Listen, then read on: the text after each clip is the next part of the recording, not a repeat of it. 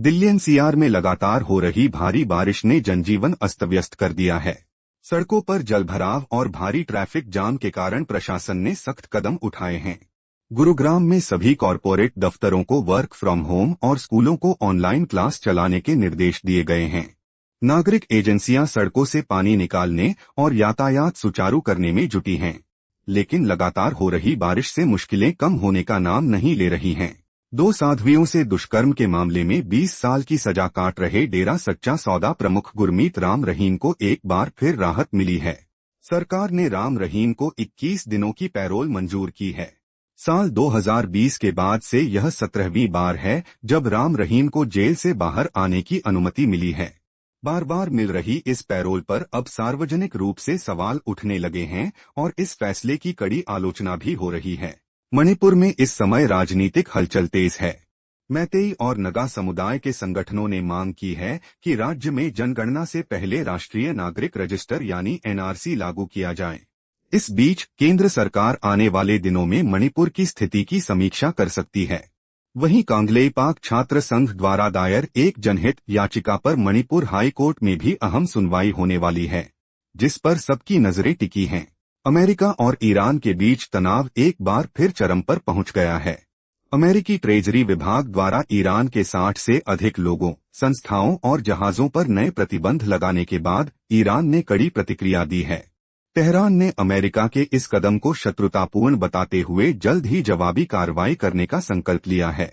हालांकि अमेरिका के इन नए प्रतिबंधों में ईरान के तेल व्यापार में मदद करने वाले चीनी वित्तीय संस्थानों को शामिल नहीं किया गया है। ओपनएआई के सीईओ सैम ऑल्टमैन ने कृत्रिम बुद्धिमत्ता यानी एआई के भविष्य को लेकर एक बड़ी चिंता जताई है। ऑल्टमैन का मानना है कि माइक्रोसॉफ्ट, अमेजन, गूगल, मेटा और एनवीडिया जैसी मुट्ठी भर टेक कंपनियां भविष्य में एआई तकनीक पर पूरी तरह नियंत्रण कर सकती हैं। उन्होंने जोर देकर कहा कि समाज और एआई सिस्टम को समय के साथ एक साथ विकसित होना होगा ताकि इस तकनीक का दुरुपयोग न हो और यह सबके लिए सुलभ रहे। असम में बनने वाले देश के महत्वाकांक्षी टाटा सेमीकंडक्टर प्लांट की सुरक्षा को लेकर पर्यावरणविदों ने चिंता जताई है। प्लांट के 5 किलोमीटर के दायरे में चल रही पत्थर की खदानों और क्रशरों से उड़ने वाली धूल और प्रदूषण इस प्लांट के लिए बड़ा खतरा बन गए हैं। सेमीकंडक्टर मिशन के अनुसार चिप निर्माण के लिए हवा का बिल्कुल साफ होना जरूरी है।